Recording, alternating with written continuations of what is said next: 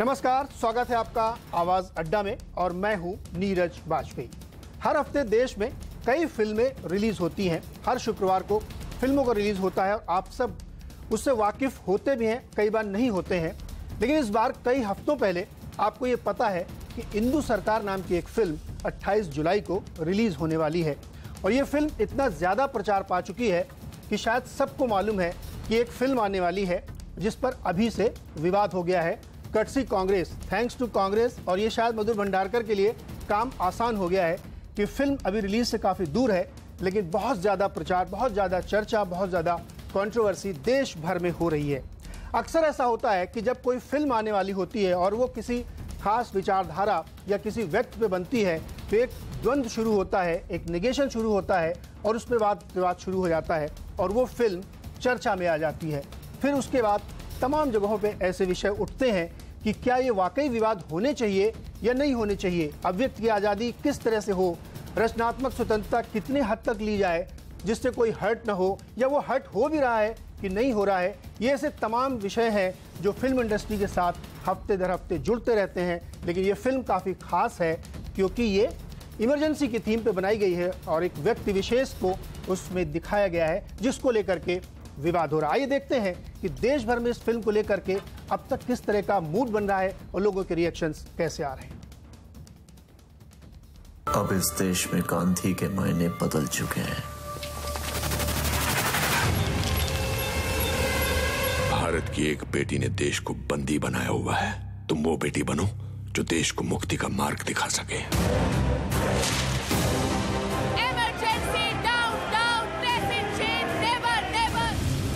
इंदु सरकार एक फिल्म जो इमरजेंसी की बात करती है। मुंबई कांग्रेस के अध्यक्ष संजय निरुपम ने 4 जुलाई को सेंसर बोर्ड को लिखा कि वो रिलीज से पहले फिल्म को देखना चाहेंगे ताकि ये सुनिश्चित हो सके कि फिल्म में इंदिरा गांधी, संजय गांधी समेत कांग्रेस के नेताओं के कैरेक्टर गलत तरीके से नहीं दिखाए जा रहे। इसके बाद कांग्रेस यूथ विंग ने कई जगहों पर फिल्म के खिलाफ प्रदर्शन किए।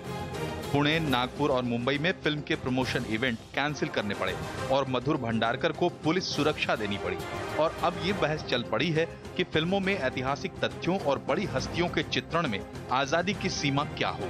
चाहे जवाहरलाल नेहरू हो, चाहे इंदिरा गांधी हो, चाहे अटल बिहारी वाजपेयी हो या कोई अन्य हो, उनका चरित्र हनन करने का अधिकार फ्रीडम ऑफ एक्सप्रेशन के नाम पर नहीं दिया जा सकता, वरना सारे देश में अराजकता फैल जाएगी। जो फ्रीडम ऑफ एक्सप्रेशन, अभिव्यक्ति का आज़ादी जो बोलते हैं, जो लोग काफ़ी दिनों से ये इसको एक विषय बनाया हुआ है, वो लोग जो हैं इस तरह का जब घटना होता है तो उसको दिखता नहीं है।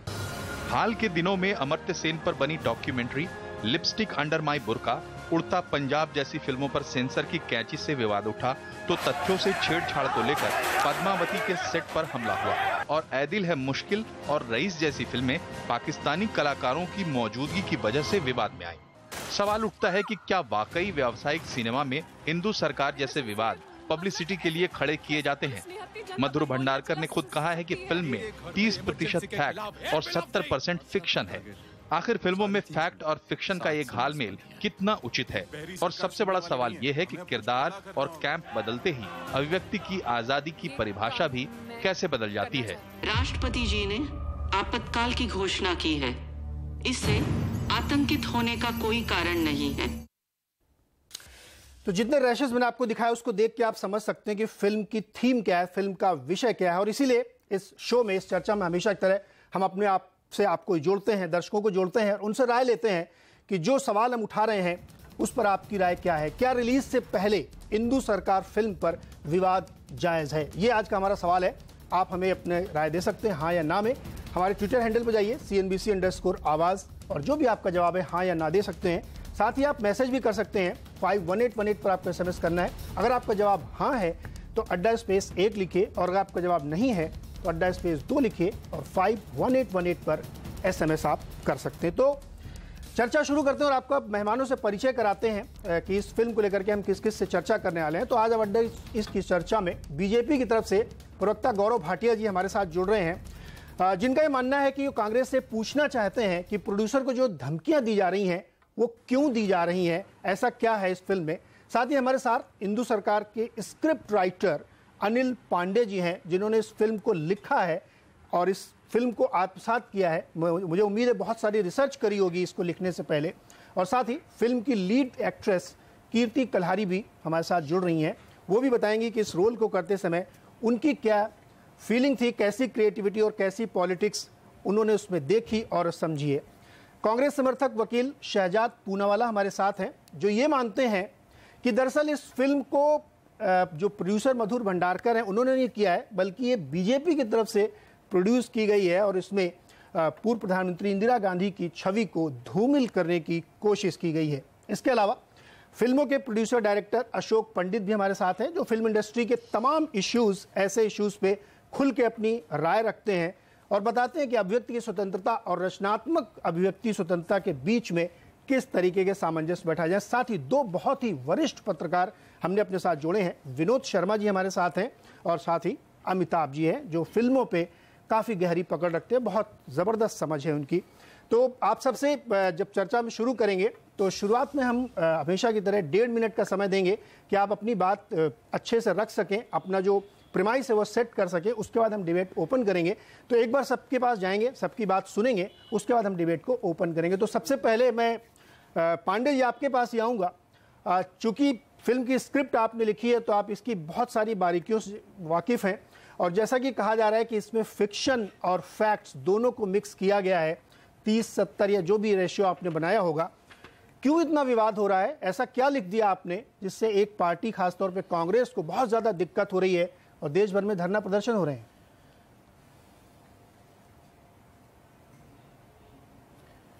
देखिए, हमने कुछ नहीं लिखा है। एक्चुअली मैं लिखा तो कांग्रेस ने, क्योंकि इमरजेंसी ना मैंने कॉन्कॉक्ट की है ना मधुर भंडारकर जी ने कॉन्कॉक्ट की है। ये तो एक 75 से 77 का 21 महीने का वो पीरियड है जो कांग्रेस वालों ने ही लिखा है, बनाया है और देश के सामने लाया है। हमने तो एक ह्यूमन ड्रामा बनाया है जिसमें 70% उसमें एक फिक्शन है, क्योंकि एक ह्यूमन ड्रामा, एक स्टैमिंग पोइटिस की एक कहानी है अपनी आवाज पाने की और एक सिस्टम के खिलाफ खड़े होने की, और 30% फैक्ट है। और जितना भी, अगर कांग्रेस को तो बल्कि 70% रिलीफ फील करना चाहिए कि हमने इसको 100% पॉलिटिकल फिल्म नहीं बनाया है, बल्कि 70% फिक्शन के साथ एक ह्यूमन ड्रामा देश के सामने लाने की कोशिश की है। तो जो विवाद है उसके लिए मेरे को एक ही वजह लगती है कि उनका जो सच है, इमरजेंसी का सच उनको डरा रहा है। और मैं तो अभी भी कहूंगा कि 70% वो रिलीफ फील करें, क्योंकि 30% ही सच है। लेकिन हाँ, उनको मालूम है 30% सच भी शायद बहुत इंपॉर्टेंट सच होगा, क्योंकि रिसर्च करते वक्त हम लोग के सामने इतनी चीजें सामने आई हैं कि काश कि कोई 100% भी उसको बनाए। लेकिन हाँ, हमने एक ह्यूमन ड्रामा बनाया, हमने कोई पॉलिटिकल फिल्म नहीं बनाई है, किसी लीडर पे कोई बायोपिक नहीं बनाई है। कांग्रेस को तो मैं अभी फिर से कहना चाहूंगा, उनसे प्लीड करूंगा कि ये प्रोटेस्ट बंद करें, 70% राहत की सांस लें, 30% जो भी उनको डर लग रहा है, 28 जुलाई को फिल्म आएगी, जाएं देखें, उसके बाद भी अगर उनको कोई चरित्र हनन या कोई भी ऐसा कुछ भी शक और शुबा है, उसका अगर कोई उनको लगता है तो बिल्कुल आवाज उठाएं। लेकिन अभी सेंसर बोर्ड, एक भंडारकर जी जैसे एक क्रेडिबल फिल्म मेकर के ऊपर थोड़ा सा ट्रस्ट दिखाएं और अपने प्रोटेस्ट को रोक ले बस। जी अनिल, आपके बाद दोबारा आऊंगा, चूंकि आपके साथ ही बैठी है कीर्ति भी, उनसे भी पूछ लेते हैं लगे हाथ कि कीर्ति जी, आपने तो अभिनय किया है और एक बहुत अहम किरदार आप निभा रही उस फिल्म में। उम्मीद करता हूं कि आपने पूरी स्क्रिप्ट पढ़ी होगी, रादर की केवल अपने पार्ट को। आप कैसे उसको एसिमिलेट करती हैं? आपने उसको कैसे कंसीव किया कि क्या वाकई ये सिर्फ एक फिल्म के तौर पे ली जानी चाहिए कि वाकई इसमें एक पॉलिटिकल मैसेजिंग भी है और उसमें किसी कैरेक्टर को थोड़ा सा डिमिनिश किया जा रहा है या उस पर आक्षेप लगाए जा रहे हैं? कीर्ति। सबसे पहली बात जी, मैंने पूरी स्क्रिप्ट पढ़ी थी क्योंकि मेरा किरदार ही इंदु सरकार का है, जो शायद लोगों को बहुत कंफ्यूजन है उसको लेकर। मैं इंदु सरकार हूं फिल्म में और मेरा कैरेक्टर बिल्कुल फिक्शनल है। किसी भी पॉलिटिकल फिगर पे या किसी भी हिस्टोरिकल फिगर पे मेरा कैरेक्टर नहीं बेस्ड है। उसके अलावा मेरा इतना मानना है एक आर्टिस्ट होने के नाते कि मैं स्क्रिप्ट को एक स्क्रिप्ट की नजर से देखती हूं। जहां तक इंदु सरकार की बात है तो जरूर इस फिल्म का बैकड्रॉप है वो इमरजेंसी का है। इमरजेंसी एक ऐसी घटना है, एक ऐसा दौर था जो हमारे देश का सच है, हमारे देश में एक सच्चाई है इमरजेंसी। और मुझे तो लगता है कि फिल्में बहुत बड़ा माध्यम होती हैं बहुत सारी चीजों को लोगों के सामने लाने के लिए। और इंदु सरकार के जरिए हालांकि इमरजेंसी का सिर्फ एक बैकड्रॉप के तौर पे यूज किया गया है फिल्म में, लेकिन मेरे ख्याल से जो भी हमने दिखाया है फिल्म में, वो जो डॉक्यूमेंटेशन एक पब्लिक डोमेन में अवेलेबल है उसी के बेसिस पे सब कुछ दिखाया है। तो एज एन आर्टिस्ट भी ये मेरी रिस्पॉन्सिबिलिटी थी कि जो मैं पढ़ रही हूँ, जो मैं स्क्रिप्ट में देख रही हूँ, क्या ये सच में हुआ था। और वो मैंने खुद भी पढ़ के, खुद भी देख के समझा है। और आई थिंक हम लोग as film makers, as artist इतने तो रिस्पॉन्सिबल हैं कि हम कोई भी चीज अपने एक संजीदा तरीके से बनाए। जी बिल्कुल कीर्ति। शहजाद, आपके पास आऊंगा। आपने सुना दोनों को, एक स्क्रिप्ट राइटर हैं और दूसरी आर्टिस्ट हैं जो लीड कैरेक्टर हैं। शहजाद, आपको क्यों लगता है कि इस फिल्म को एक राजनीतिक तौर पे इस्तेमाल किया जा रहा है, और आप ये भी मानते हैं कि ये फिल्म एक्चुअली बीजेपी की तरफ से बनवाई जा रही है? ऐसा क्यों लगता है? वो तो खुद कह रहे हैं कि इसमें ड्रामा पोर्शन ज्यादा है, फैक्ट्स को लिया गया है और इससे इंस्पायर होकर फिल्म बनाई गई, जो अक्सर एक, मैं कोट अनकोट करूंगा कि इंस्पायर होकर फिल्म बनाई थी। शहजाद, बताएं क्यों दिक्कत है आपको? जी, 70% काल्पनिक फिल्म बनाने का अधिकार जितना मधुर भंडारकर को है, और चाहे पद्मश्री से लेकर पद्म भूषण तक उनको मिल जाए ये फिल्म के लिए, वो उनका विशेष अधिकार है। ठीक उसी तरह ये प्रायोजित है या नहीं है, ये कहना मेरा लोकतांत्रिक अधिकार है। हाँ, अगर मेरे लोग या मेरी पार्टी के लोग कोई भी धमकी दे, उनको मारने की धमकी दे, तो उस पर राज्य सरकार ने अभी तक कार्रवाई क्यों नहीं की? तो गौरव भाटिया से ये पूछे कि उनके ऊपर कार्रवाई स्टेट को क्यों नहीं करनी चाहिए। अगर की होती तो हमें भी पता चलता है कौन से हमारे कार्यकर्ता है। उन्होंने अपनी जिम्मेदारी नहीं निभाई। जहां तक हमारा विरोध है साहब, इमरजेंसी पे तो कई फिल्में और बहुत बेहतरीन फिल्में बनी है। मेरी फेवरेट फिल्म सुधीर मिश्रा की हजारों ख्वाहिशें ऐसी है, जो यूपीए के दौरान रिलीज हुई।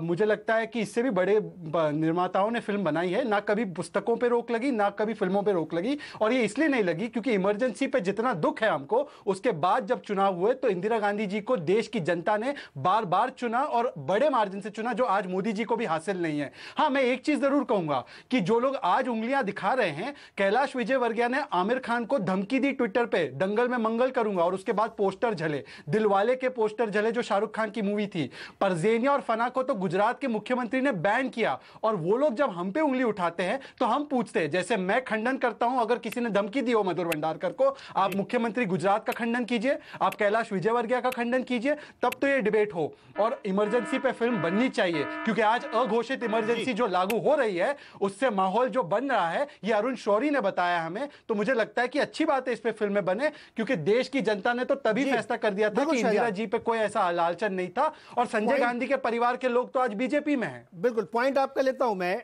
ये एक बड़ी विचित्र स्थिति है कि अपनी सुविधा अनुसार विवाद होते हैं और अपनी सुविधा अनुसार उनका विरोध आदमी करता है, समर्थन करता है। गौरव, आज आपको ऐसा लग रहा होगा, लेकिन जब उड़ता पंजाब रिलीज हो रही थी तो यही स्थिति बीजेपी के समर्थकों की थी कि उनको लगता था उड़ता पंजाब में पता नहीं ऐसा क्या दिखा दिया गया। तो जो शहजाद कह रहे हैं उससे आप सहमत हैं, या आपको लगता है कि नहीं बिल्कुल ये सही है और इस फिल्म को ऐसे दिखाया जाए? जो 12 कट लगाने के लिए खुद कह रहे हैं प्रहलाद नीलानी जी, वो सही नहीं है, बताएं।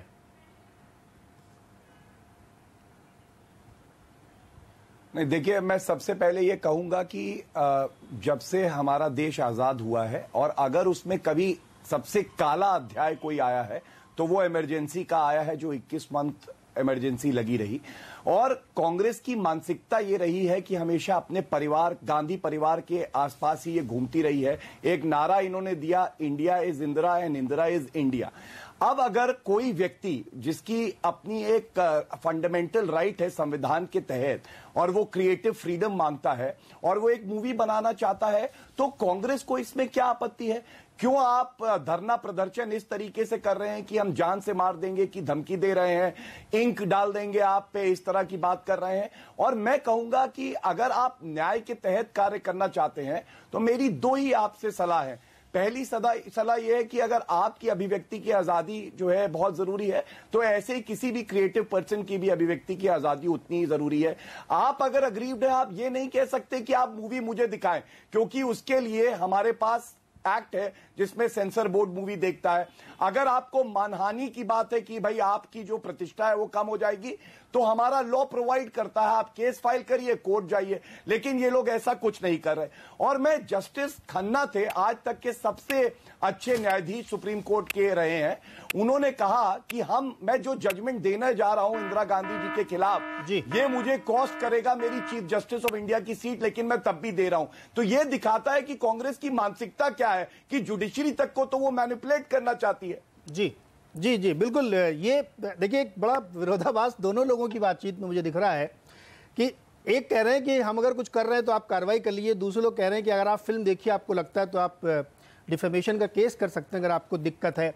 अशोक पंडित जी, अक्सर ऐसा क्यों होता है कि एक ऐसे विवादित विषय पे फिल्म बनाई जाए और उसमें फिक्शन और फैक्ट्स डाले जाएं और वो उसमें इतना विवाद बन जाए, क्या ये सूट करता है फिल्म इंडस्ट्री को कि ऐसे विषयों पे फिल्म बनाई जाए, या वाकई वो अभिव्यक्ति की स्वतंत्रता के तहत बिल्कुल तटस्थ होकर वो फिल्म बनाते हैं, उसमें कोई मलाइन नहीं होता है?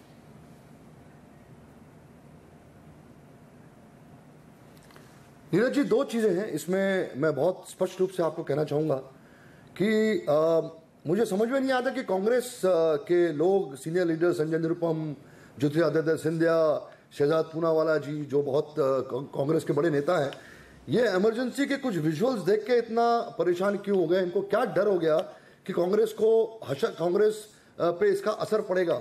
कांग्रेस का जो हशर होना था 2014 में हो गया। मुझे नहीं लगता कि इससे बुरा हाल कांग्रेस का हो सकता है। तो जो होना था वो तो हो गया है, अब उनको परेशान होने की जरूरत नहीं है। अब आइए फिल्म के प्लेटफॉर्म पे हम एक ऐसे डायरेक्टर की बात कर रहे हैं जिसका नाम मधुर भंडारकर है। मधुर भंडारकर की डिग्निटी, उसकी क्रेडिबिलिटी पूरा जग जानता है। इनको 4 नेशनल अवार्ड मिले हैं। इन्होंने वेरियस इश्यूज पे अपनी फिल्में बनाई हैं, लोगों ने सराहा है, पिक्चरें इनकी हिट हुई हैं। ऐसा नहीं कि पहली बार मधुर फिल्म बना रहे हैं, अभी अभी आके इंडस्ट्री में आके टपके और उन्होंने नई फिल्म बना दी और किसी पॉलिटिकल पार्टी के खिलाफ इन्होंने फिल्म बनाई है। ये प्रोपेगेंडा फिल्म नहीं है, ये एक फिल्म है, हस्बैंड वाइफ की कहानी है। बैकड्रॉप जो है वो इमरजेंसी का है। आपने सड़कों पे आकर चिल्लाना शुरू कर दिया, चीखना शुरू कर दिया कि ये हमारे राजमाता है, उसके अगेंस्ट पिक्चर है, राष्ट्रमाता है। हम कहाँ बोल रहे हैं कि आपकी राष्ट्रमाता, उसके खिलाफ आप ये बोलना चाह रहे हैं कि जैसे इमरजेंसी जो है वो मधुर भंडारकर ने क्राइम की थी। अरे इमरजेंसी एक इतिहास है कि नहीं देश का? आप कल बोलेंगे हमको पार्टीशन में फिल्म नहीं बना सकते, आप कल बोलेंगे गुजरात के दंगों पे फिल्म नहीं बना सकते, आप बोल सकते हैं कि कश्मीर में कश्मीरी पंडितों के निर्वासन पे आप फिल्म नहीं बना सकते। तो आप डिसाइड करेंगे क्या? कांग्रेस ही डिसाइड करेगा या कोई पॉलिटिकल पार्टी डिसाइड करेगी कि मधुर भंडारकर या अशोक पंडित को कौन से सब्जेक्ट लेके फिल्म बनानी चाहिए? आपको अगर एतराज है तो फिल्म रिलीज होने दीजिए, फिल्म देखिए, हाईकोर्ट जाइए, स्टे ऑर्डर लाइए। आप सड़क पे घुस के हमारे प्रेस कॉन्फ्रेंस को डिस्टर्ब कर रहे हैं, ये डेमोक्रेसी है? एक्चुअली क्या है कि कांग्रेस को इमरजेंसी लगाने की आदत है, तो उनको माहौल से बड़ा मजा आता है। अशोक जी, मैं आपके पास दोबारा आऊंगा। जैसा कि मैंने इमरजेंसी शुरू में भी कहा था और कुछ नहीं कि सब लोग अपनी सुविधा अनुसार विरोध या समर्थन करते हैं।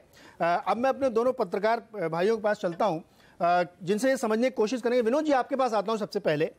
क्या ये जो इंदु सरकार फिल्म बन रही है, इस पे विवाद करना जायज लगता है आपको, या आपको लगता है कि एक बहुत बड़े पर्सनालिटी कल्ट के ऊपर आक्षेप के तौर पे फिल्म देखी जाएगी? वो जो हुआ है पहले, उसको किस तरह से प्रेजेंट किया जा रहा है, उससे इमेज टार्निश होगी? क्या डर है, और ये डर जायज है, या आपको लगता है कि नहीं फिल्म हो जानी चाहिए, इससे कोई बड़ी बात नहीं है? विनोद जी। देखिए, सबसे पहले तो मैं ये कहना चाहता हूँ कि ये मधुर का अधिकार है कि वो अपना क्रिएटिव फ्रीडम इस्तेमाल करके कोई भी फिल्म बनाए और किसी भी परिप्रेक्ष्य में बनाए, ये उसका अधिकार है और वो फिल्म दिखाई जानी चाहिए जगह जगह। लेकिन उसके साथ साथ मैं ये भी कहना चाहता हूँ कि ये जो हम लोग बात कर रहे हैं आज के दिन इमरजेंसी की, कुछ हादसे हमारे देश की इतिहास में ऐसे हुए हैं जिनकी याद बार बार हमें अपनी जनता को करानी चाहिए ताकि वो डार्क चैप्टर्स दोबारा रिपीट ना हों, और इमरजेंसी उनमें से एक है। मैं नहीं जानता कि आपके और पैनलिस्ट हैं उनकी क्या उम्र है, लेकिन जब इमरजेंसी लगी थी तो मैं अपने सोफोमोर ईयर्स में था और मैं एक यंग स्टूडेंट था, और उसके बाद मेरी पहली नौकरी भी इमरजेंसी के दौरान ऑल इंडिया रेडियो में हुई थी। और वहाँ किस तरह का कैलकुलेशन और किस तरह के हम रिसर्च पेपर्स बनाया करते थे कि 21 सूत्रीय प्रोग्राम को कितना समय दिया गया, 5 सूत्रीय प्रोग्राम को कितना समय दिया गया विभिन्न प्रोग्राम्स में। तो मैंने तो इमरजेंसी बहुत करीब से देखी है और मैं अपेक्षा ये करता हूं कि इमरजेंसी जैसी फिल्म जो सब्जेक्ट्स हैं उन पे डॉक्यूमेंट्रीज बननी चाहिए।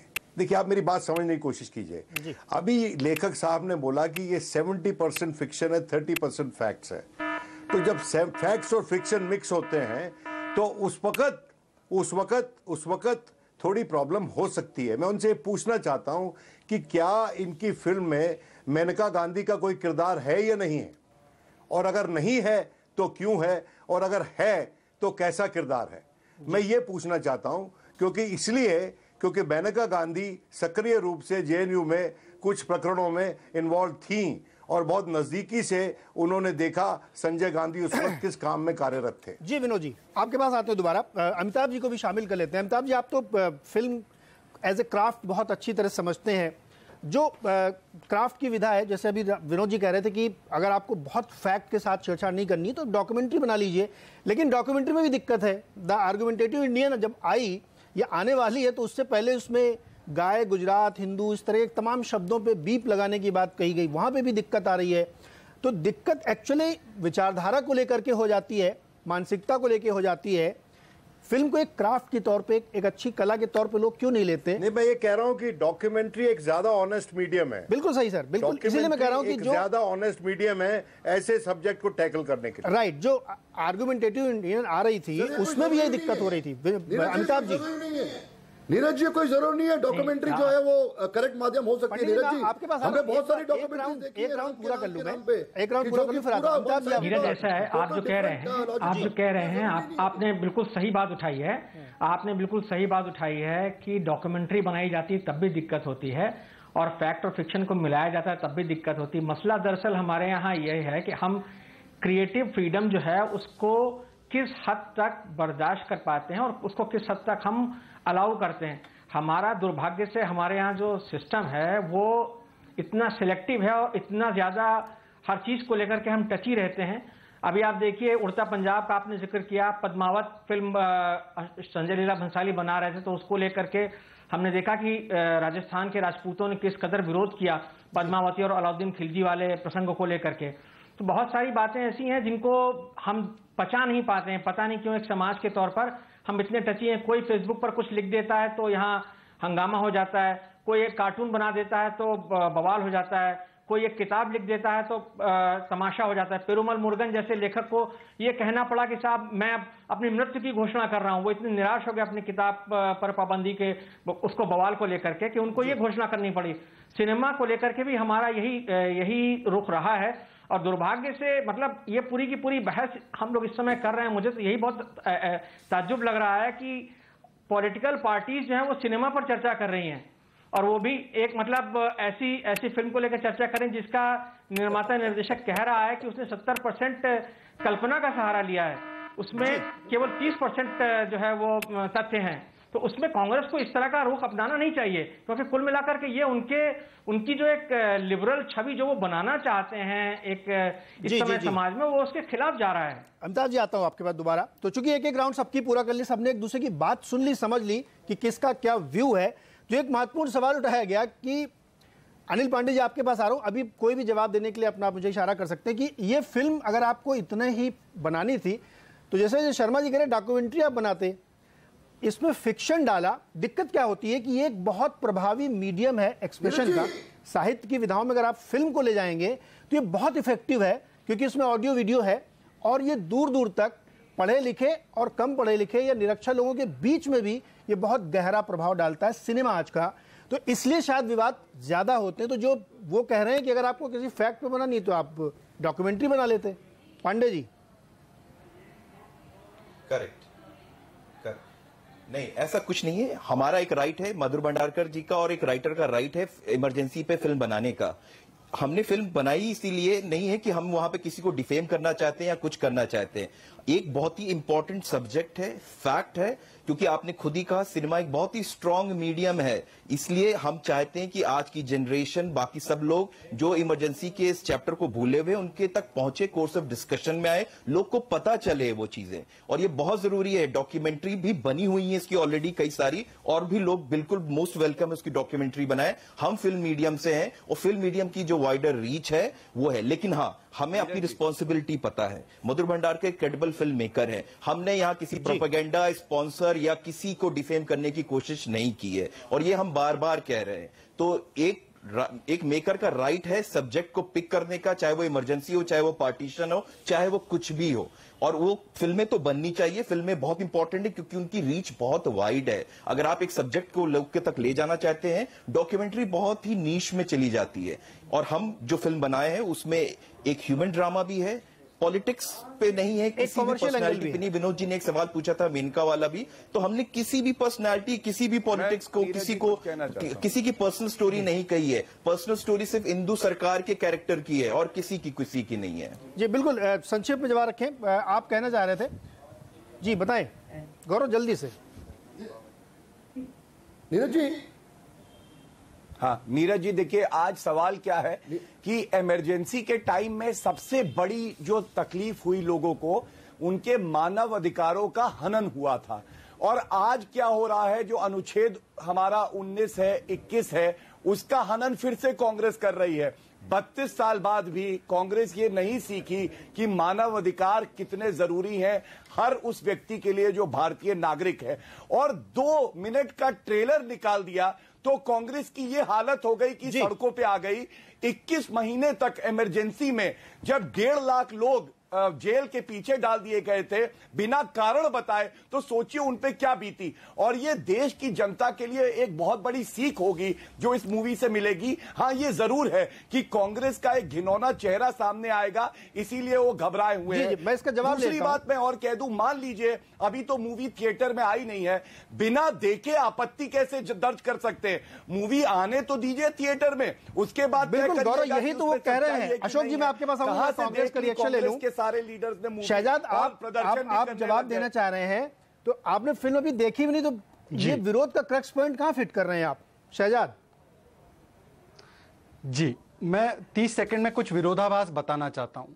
आप कह रहे हैं कि पहले भी बहुत फिल्में और बुक्स बनी, आनंद पटवर्धन की हजारों ख्वाहिशें ऐसी, तब विरोध नहीं हुआ, तब पाबंदी नहीं लगी जब हमारी सरकार थी, और आज हम लोग कर रहे हैं और हनन कर रहे हैं, जैसे गौरव भाटिया कह रहे हैं। गौरव जी, अगर मेरे कार्यकर्ताओं ने किसी के अधिकारों का हनन किया तो आपकी सरकार ने अभी तक कोई केस क्यों नहीं किया? आप हमें केस दिखाइए कहां पे अधिकारों का हनन हुआ, हम कार्रवाई की मांग करते हैं। पर लगे हाथ आप मुख्यमंत्री गुजरात जिन्होंने फिल्में बैन की, और आपने जो पोस्टर जलाए दिलवाले के, विजय वर्गीय ने धमकी दी, उसका भी खंडन करने की क्षमता रखते हैं? पहला बात। दूसरी बात, आप कह रहे हैं कि यह फिल्म से हमारा काला सच रहस्य में बाहर आ जाएगा। जवाब दे दूं, दोनों बिंदुओं पे जवाब दे दीजिए। सुनिए मेरी बात खत्म नहीं हुई, 10 सेकंड और दे दीजिए।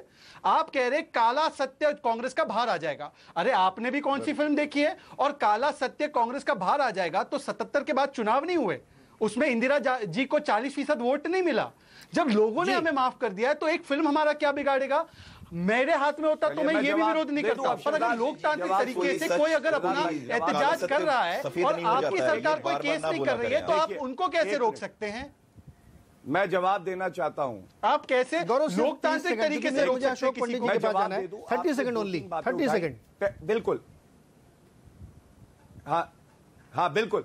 पहली बात, शहजाद भाई ये बताना भूल गए कि जब इमरजेंसी के बाद चुनाव हुए तो इंदिरा गांधी और संजय गांधी दोनों चुनाव हार गए और जनता पार्टी की सरकार आई।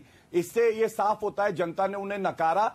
दूसरी बात, उन्होंने कहा पुलिस, तो मैं आपको पूरा आश्वासन चैनल पे देता हूं कि पुलिस सुरक्षा हो चाहे लॉ एंड ऑर्डर मेंटेन करने की जिम्मेदारी हमारी है।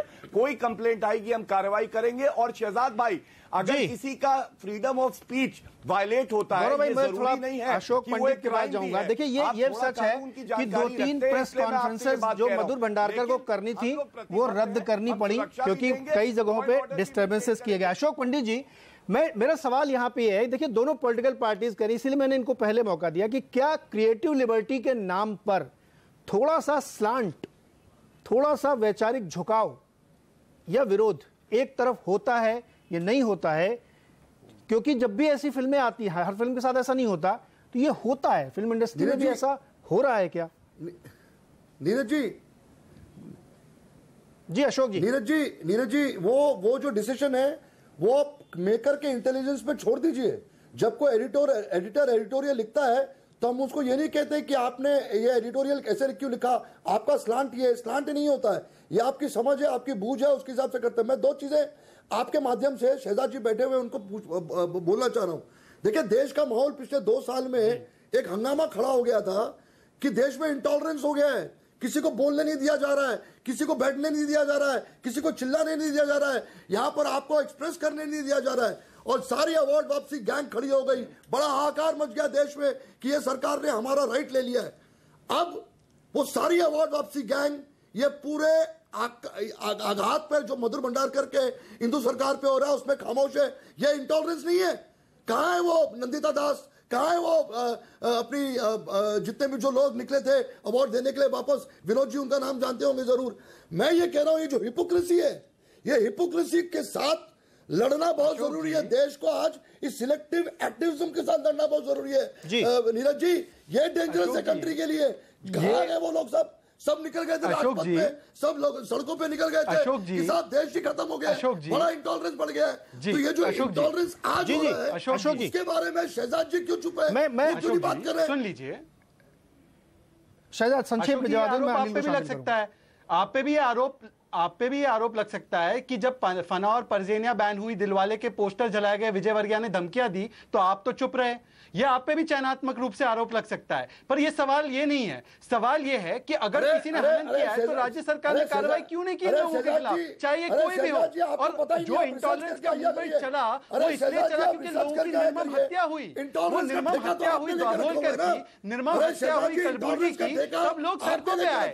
अगर यहाँ पे भी कुछ ऐसा हुआ है, आपका एफआईआर कहां है? सरकार ने। शहजाद और अशोक जवाब ले लेते हैं। अनिल पांडे के पास चलते हैं। अनिल पांडे जी, देखिए, क्रिएटिव लिबर्टी बहुत अच्छी चीज है और होनी चाहिए, मैं उसका बहुत प्रबल समर्थक हूं। लेकिन कई बार क्या होता है कि लोगों को डर लगता है कि आप फैक्ट्स के साथ छेड़छाड़ करेंगे, क्योंकि फिल्म में कमर्शियल इंटरेस्ट भी होता है, तो उसको थोड़ा मनोरंजक बनाने के लिए थोड़ा सा आप छेड़छाड़ करें, थोड़ा ड्रामेटाइज करते हैं। ऐसा होता, मैं ये नहीं कह रहा हूं आपकी फिल्म में है, मैं इसीलिए आपसे पूछ रहा हूं कि क्या ये भी होता है कि रचनात्मक स्वतंत्रता के नाम पे थोड़ा फैक्ट से टिल्ट कर लिया जाता है, भरोसा रखिए, जिससे ये हो जाता है। पांडे जी को जवाब देने दीजिए, क्योंकि उन्होंने फिल्म लिखी है। ये आप एश्योर कर रहे हैं यहाँ पे कि फैक्ट से बिल्कुल छेड़छाड़ नहीं की गई है। श्याम बेनेगल ने डिस्कवरी ऑफ इंडिया बनाया है जो पंडित नेहरू पे था। अनिल जी से जवाब ले। अनिल पांडे जी, मैं नीरज जी एक बात और जोड़ना चाहता हूँ। करो जी, एक बार अनिल का जवाब ले लेते हैं, उसके बाद आपके पास आते हैं। अनिल पांडे जी, हाँ, एक बार सवाल जरा प्लीज रिपीट। सवाल मेरा ये है कि बहुत लोगों को ये डर होता है, और जो बहुत समर्थक होते हैं, देखिए हमारा देश, ये सच्चाई स्वीकार करें, एक मूर्ति पूजक देश है, और इसमें पर्सनालिटी कल्ट की भी पूजा होती है। चेन्नई से लेकर के कन्याकुमारी तक आप कहीं भी देख लीजिए, या आप पूर्व में जाइए, आप कश्मीर में जाइए, व्यक्ति पूजा होती है, व्यक्ति के बड़े समर्थक होते हैं, बहुत भक्ति होती है। तो उनको ऐसा लगता है कि कहीं फैक्ट्स जो हैं उनसे छेड़छाड़ न की गई हो, क्योंकि इतिहास एक प्रतीकात्मक अभिव्यक्ति भी होती है और प्रतीकात्मक राजनीति का एक हिस्सा भी होती है।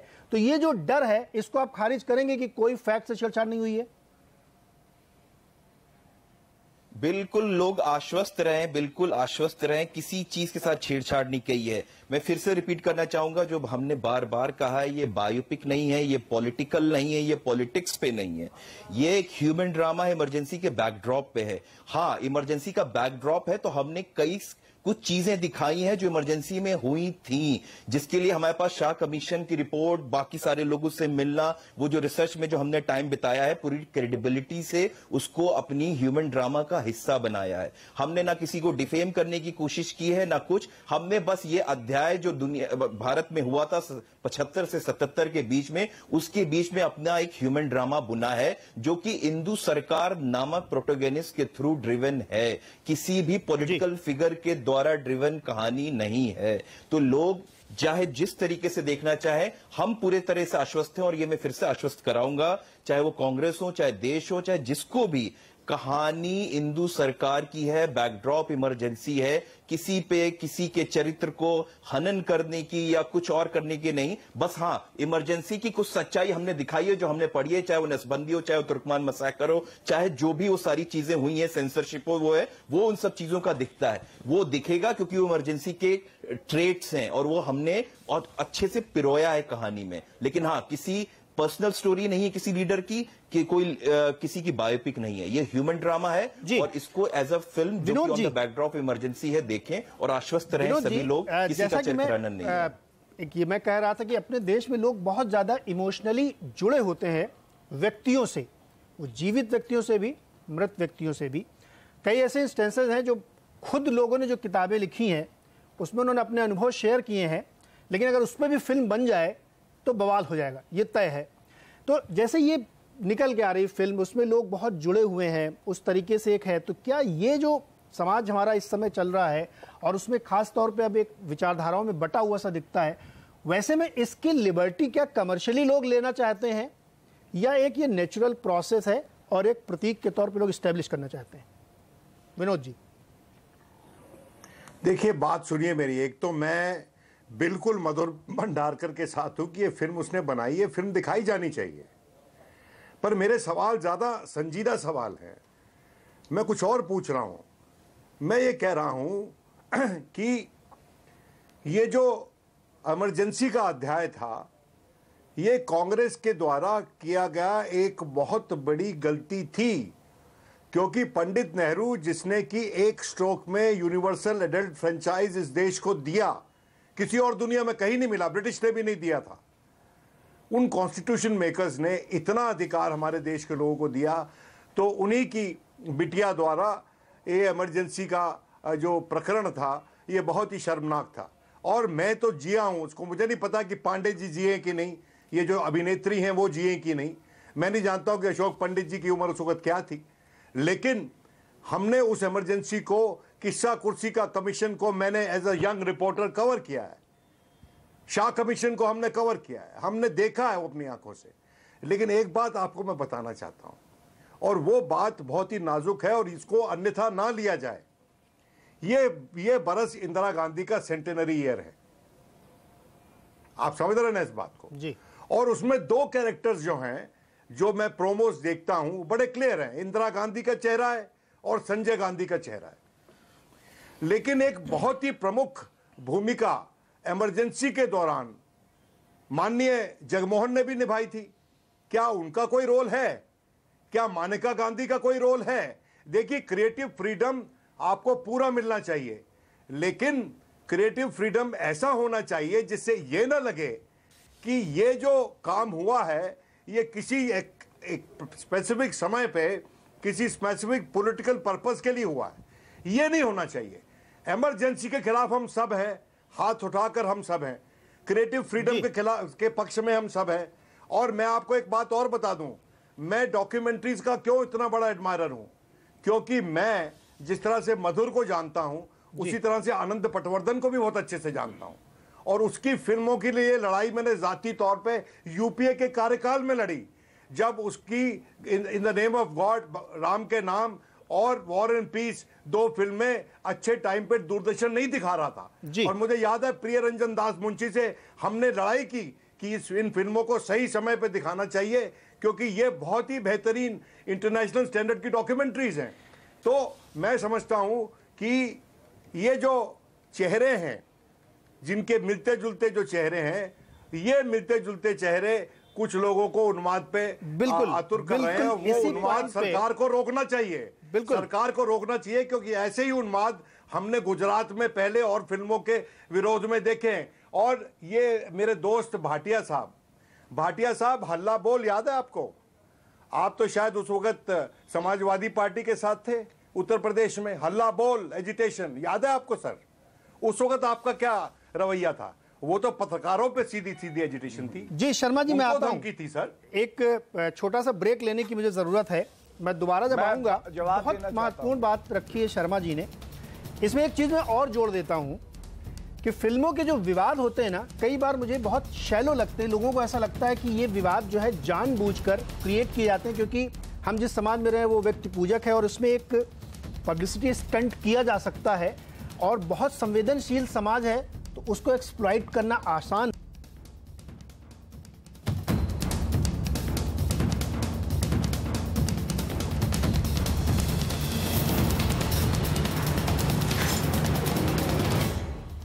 स्वागत है आपका आवाज अड्डा पे और हम आज चर्चा कर रहे हैं इंदु सरकार फिल्म पर और आपसे जो हम सवाल पूछ रहे हैं जिस पर आप अपना जवाब हमें दे सकते हैं कि क्या रिलीज से पहले इंदु सरकार फिल्म पर विवाद जायज है या नहीं है। CNBC_आवाज ट्विटर हैंडल पर जाइए और अपना जवाब दीजिए। साथ ही SMS करिए, अगर आपका जवाब हाँ है तो अड्डा _1 लिखिए और अगर नहीं है तो अड्डा _2 लिखिए और भेज दीजिए 51818 पर SMS करके अपना जवाब दीजिए। चर्चा को आगे बढ़ाते हैं। ब्रेक से पहले हमने कहा था कि कई बार ऐसा लगता है कि ये जो विवाद है ये एक्चुअली फिक्स होते हैं, फिल्म की पब्लिसिटी के लिए बहुत बार ये किए जाते हैं। ऐसे बहुत सारे उदाहरण आप देखेंगे। लेटेस्ट उदाहरण आपको बता दूं कि उड़ता पंजाब को लेकर जितना विवाद किया गया, जितना उसमें बवाल हुआ, जब आप उस फिल्म को देखेंगे तो आपको नहीं लगेगा इसमें ऐसा कुछ था, इसके लिए इतना क्यों किया गया। मैं चाहूंगा इस बार थोड़ा संक्षिप्त में जवाब रखें। सबसे पहले मैं अमिताभ जी के पास आऊंगा, फिर मैं कीर्ति के पास जाऊंगा। अमिताभ, क्या आपको लगता है फिल्म समीक्षक के तौर पर कि कई बार ये विवाद जानबूझकर क्रिएट किए जाते हैं, एक्चुअल में वैसा कुछ होता नहीं फिल्म में? देखिए, इस केस में तो नहीं कह सकता। हालांकि ये बात सही है कि इंदु सरकार फिल्म की जो को लेकर के जो विवाद हुआ है जिस पर हम लोग चर्चा कर रहे हैं इस समय, उसकी वजह से इस फिल्म को वो पब्लिसिटी मिल गई है जिसके लिए मधुर भंडारकर को शायद बहुत पैसा खर्च करना पड़ता है या बहुत घूमना पड़ता है। जो प्रेस कॉन्फ्रेंसेस वो नहीं कर पाए और उसके जरिए जो बातें वो कहना चाहते थे वो नहीं कह पाए, वो दरअसल स्टूडियो डिबेट्स जो पिछले 4-5 दिनों से हम लोग लगातार कर रहे हैं, अलग अलग चैनलों पर हम देख रहे हैं, उसके जरिए वो सारी बातें वो सामने आ गई हैं पब्लिक स्पेस में। तो एक हद तक ये बात सही है कि फिल्मों का ये जो विवाद होता है उससे फिल्मों को लेकर के दर्शकों में उत्सुकता बढ़ती है और उस उत्सुकता का फायदा कहीं ना कहीं वो बॉक्स ऑफिस पर उनको मिलता है। इस फिल्म के बारे में नहीं कह सकता, लेकिन हाँ, आपने उड़ता पंजाब के बारे में जो कहा, उस वक्त ये कहा गया था कि इस फिल्म को आम आदमी पार्टी ने स्पॉन्सर किया है और चूंकि पंजाब चुनाव से पहले का मामला था और आम आदमी पार्टी उस वक्त पंजाब में काफी एक प्रबल दावेदार के तौर पर उभर रही थी, इसलिए ये जरूर हुआ उस फिल्म की जो रिलीज हुई उसके बाद उसकी जो कामयाबी हुई उसमें उस पब्लिसिटी का कुछ कहीं ना कहीं हाथ जरूर रहा। जी बिल्कुल। कीर्ति से एक छोटा जवाब लेते हैं, फिर सजाद आपके पास आऊंगा मैं। कीर्ति, आप तो चूंकि फिल्म इंडस्ट्री में है और अभिनय करती हैं और बहुत सारे निर्माता निर्देशकों के संपर्क में रहती हैं, कभी कभी आपको भी लगता है कि जो फिल्म मैं कर रही हूँ उसका जो कैरेक्टर है वो बिल्कुल जस्टिफाइड है, उसमें कोई गड़बड़ नहीं की गई है, तो ये विवाद अनावश्यक हो रहा है क्या?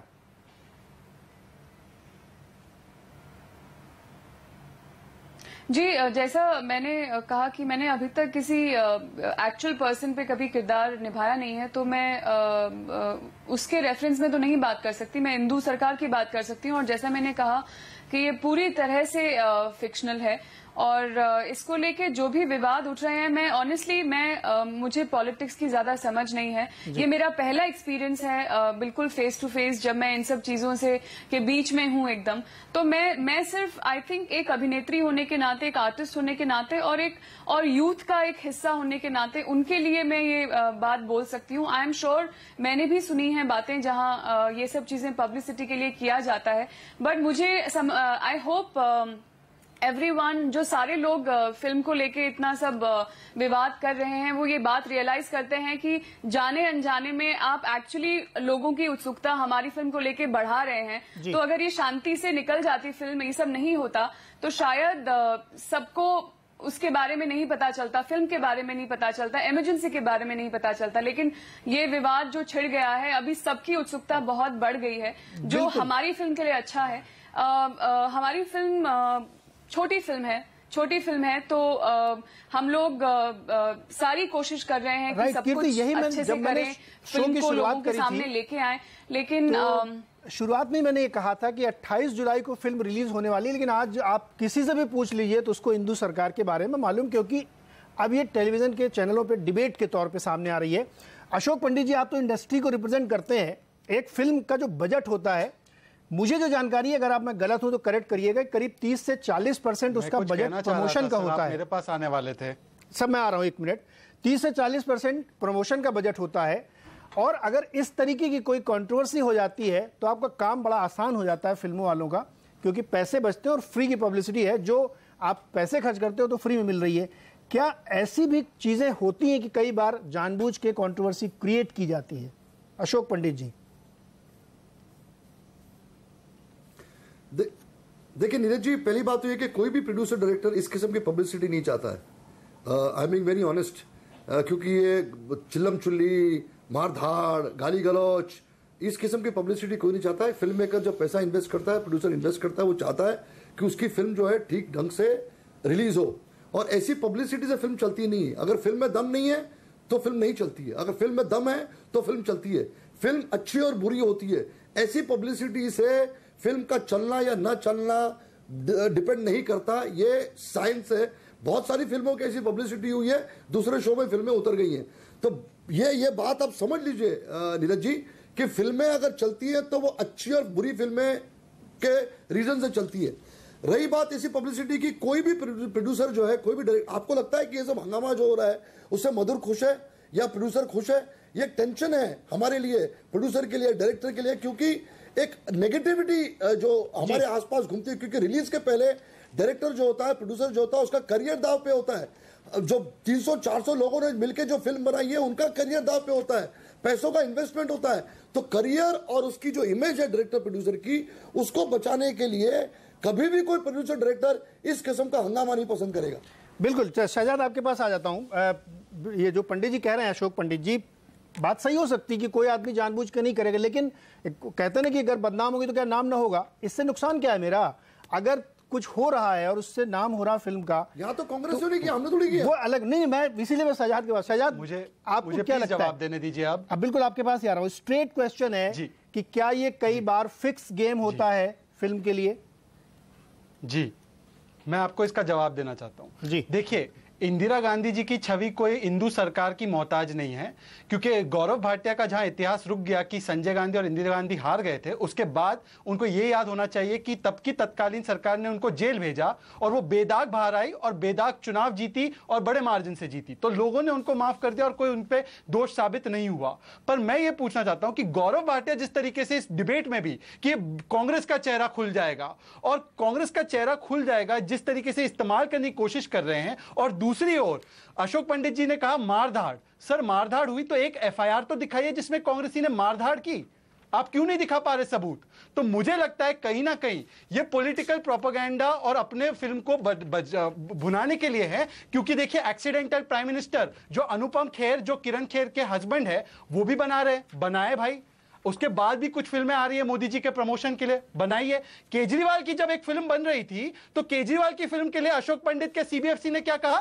मोदी जी से परमिशन भाई, अगर उनको फिल्म बनानी है तो मोदी जी से परमिशन आपकी फिल्म बने तो दूसरे कोई एहतजाज भी ना करे। मोदी जी फिल्में बैन करे तो उसमें क्या ऐसा सच था गुजरात का कि मोदी जी ने मनमोहन सिंह पे फिल्म आपने स्क्रिप्ट पढ़ी मनमोहन सिंह पे? आप मनमोहन सिंह पे कहां पहुंच गए? आप मनमोहन सिंह पे कहां पहुंच गए? आप मनमोहन सिंह पे कहां पहुंच गए? भाई, आपका एजेंडा है तो हिंदू सरकार की बात करिए। गौरव के जवाब से पहले मैं शहजाद से एक छोटा सवाल पूछ लूं। आपने अभी कहा एजेंडा सिर्फ कांग्रेस का होता है। प्रोपेगेंडा, एजेंडा सिर्फ कांग्रेस क्या का होता है। अगर आप ये प्रोपेगेंडा मानते हो तो क्या इसमें कांग्रेस एक पार्ट है? क्या हम फिल्में बनाते हैं और इंटरेस्टिंग सब्जेक्ट पे फिल्में बनाते हैं? जी, पंडित का जवाब दे दूं तुरंत। आपने अभी कहा कि प्रोपेगेंडा होता है ये फिल्म के लिए, तो इस प्रोपेगेंडा में क्या कांग्रेस शामिल है? ऐसे चर्चा नहीं कर सकता कि आप केवल कांग्रेस के प्रवक्ता को समय दे। गौरव जी, मैं इसके बाद आप ही के पास आ रहा हूं। इस तरह से चर्चा नहीं होती है। बहुत देर मैंने इंतजार किया। आप नहीं, आप रहने दीजिए नीरज जी। गौरव जी, मैं आ रहा हूं, आप एक मिनट जवाब सुन लें इनका, बताएं। देखिए, मैंने प्रोपेगेंडा इसलिए कहा क्योंकि मधुर भंडारकर जी को किसी ने पद्मश्री दिया, ये लोग कहते, अब वो पद्म भूषण पाना चाह रहे। एक्सीडेंटल प्राइम मिनिस्टर बन रही अनुपम खेर द्वारा और उनके रिश्ते भाजपा से सबको पता है। और गौरव भाटिया यहाँ पे बैठे बैठे कांग्रेस का चेहरा कैसे बाहर आ जाएगा, वो ज्यादा उन्होंने फिल्म देखी नहीं है, वो प्रचार कर रहे हैं। तो लगता है कि प्रोपेगेंडा हो सकता है। अगर नहीं है तो गौरव भाटिया को कैसे पता इसमें क्या था? गौरव भाटिया ने फिल्म को देखी नहीं। बात क्या कर रहे हैं आप?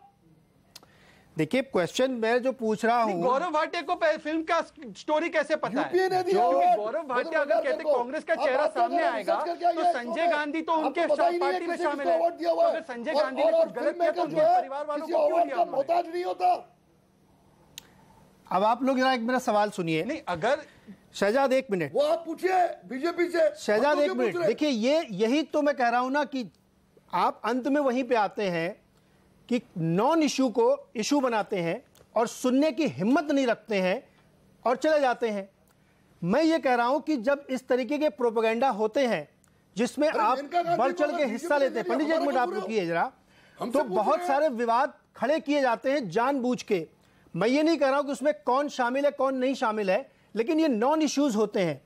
विनोद जी आपके पास आऊंगा मैं एक इंडिपेंडेंट वॉइस के तौर पे, क्या आपको नहीं लगता कि इस तरीके के विवाद कई बार जानबूझ के होते जो नॉन इश्यूज हैं और इसको जबरदस्ती क्रिएट किया जाता है? देखिए ऐसा है, सरकारें जो है ना, इनका मिजाज सबका एक जैसा होता है। जब पॉलिटिकल पार्टीज विपक्ष में होती हैं तो वो चाहती हैं कि हम लोगों को अधिकार मिले, हमारे फ्रीडम रहें, पत्रकारों को फ्रीडम रहे, फिल्म मेकर्स के फ्रीडम रहे। और वही पार्टी जब सत्तारूढ़ हो जाती हैं तो वो गुरेज करती है इन सब बातों से।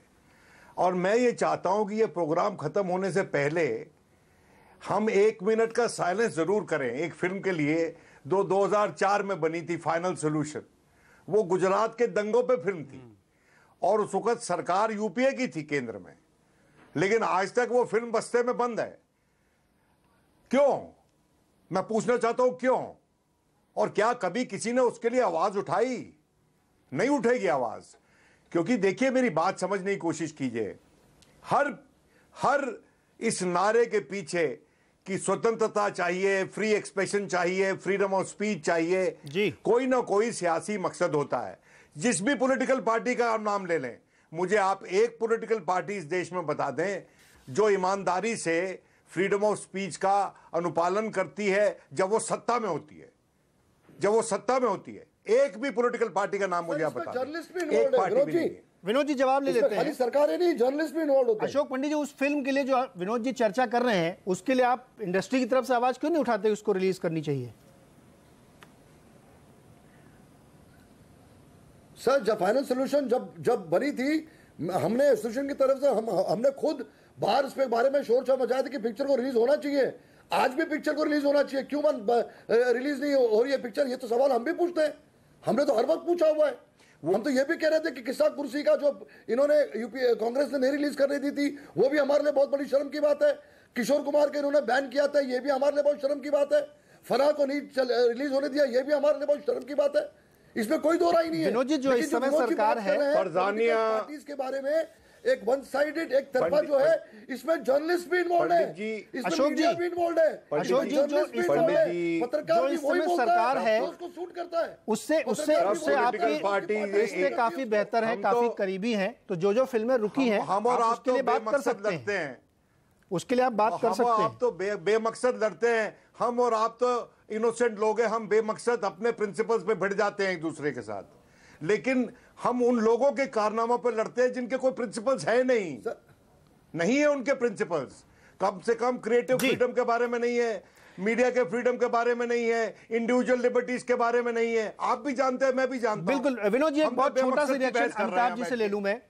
अमिताभ जी, जो मैंने अभी एक सवाल पूछा, बहुत तीखा सवाल था और सबको बहुत ज्यादा उसमें लगा। विनोद जी आपके पास आऊंगा, अशोक जी आपके पास जाऊंगा, लेकिन पहले मैं जवाब ले लेता हूं। अमिताभ जी, समीक्षक के तौर पे आप बताइए, जब हमने सवाल पूछा तो इतना तीखा सबको लग रहा है, क्या ये नहीं होता है क्या? और जैसे विनोद जी कह रहे हैं कि बहुत सारी फिल्में रोक दी गई, वक्त है उनको रिलीज किया जाए, डर किस बात का है? नहीं, मैं बिल्कुल सहमत हूं विनोद जी की राय से। और ये आपको याद होना चाहिए कि ये कोई पहला मामला इस तरह का नहीं है। फायर और वाटर जैसी फिल्में जब बनी थी तो हमने देखा था कि उनकी शूटिंग को लेकर के, उनकी रिलीज को लेकर के, उनके कंटेंट को लेकर के किस तरह का बवाल मचा और कैसे पोस्टर फाड़े गए, कैसे तोड़फोड़ हुई सिनेमाघरों के बाहर। वो सारे के सारे लोग जिनको लगता था कि साहब ये फिल्में बनी हैं तो हिंदू संस्कृति को खतरा हो गया है। ये मसला किसी एक पार्टी या किसी एक सरकार का नहीं है। दरअसल बात यही है कि जब हम विपक्ष में होते हैं तो हमें लगता है कि हाँ साहब सब कुछ गलत है, जो अभिव्यक्ति की आजादी है उसको पूरा होना चाहिए। लेकिन जैसे ही हम सरकार में आते हैं वैसे ही हम उसके खिलाफ आवाज उठाना शुरू कर देते हैं। अमिताभ जी, वक्त थोड़ा कम है, इसलिए थोड़ा यही वजह है। नीरज, मैं आपको एक बात बताना चाहता हूं। आप देखिए कि विदेश में जो फिल्में बनती हैं, पॉलिटिकल फिल्में जब बनती हैं तो वो इतनी हार्ड हिटिंग फिल्में बनती है। ओलिवर स्टोन ने कैनेडी के असैसिनेशन पर फिल्म बनाई, JFK, उसको लेकर के अखबारों में बहुत क्रिटिकल लेख लिखे गए, लेकिन वो फिल्म जो है वो रिलीज। अमिताभ जी, मैं आपको रोकूंगा यहाँ पे, समय मेरे पास बिल्कुल नहीं है। मैं यही कहना चाह रहा हूं कि कई बार स्टंट के लिए, पब्लिसिटी के लिए फिल्में बनती हैं, और ताजा विवाद नवाजुद्दीन सिद्दीकी को लेकर के जो ट्वीट किए गए हैं, मैं मानता हूं ये भी उसी का एक हिस्सा है। उसमें कोई विषय नहीं है, नॉन इशू है, लेकिन फिर भी विवाद किया जा रहा है। लेकिन आज का जो हमने सवाल पूछा था कि क्या रिलीज से पहले हिंदू सरकार पर विवाद जायज है, 75% लोग कहते हैं बिल्कुल जायज नहीं है, ऐसा नहीं होना चाहिए। केवल 25% कहते हैं हाँ ये विवाद हो सकता है। तो आप सब लोगों का बहुत बहुत शुक्रिया शो में जुड़ने के लिए। सबने बहुत वैल्यूएबल सुझाव रखे और उम्मीद करते हैं कि हम एक ऐसे टॉलरेंट समाज की तरफ बढ़ेंगे जहाँ पे अगर कोई फिल्म बने तो हमें उसका विरोध न करें, उसको देखें और उसकी एक सकारात्मक समालोचना करें। इसी के साथ आपका बहुत बहुत शुक्रिया। देखते रहिए CNBC आवाज़।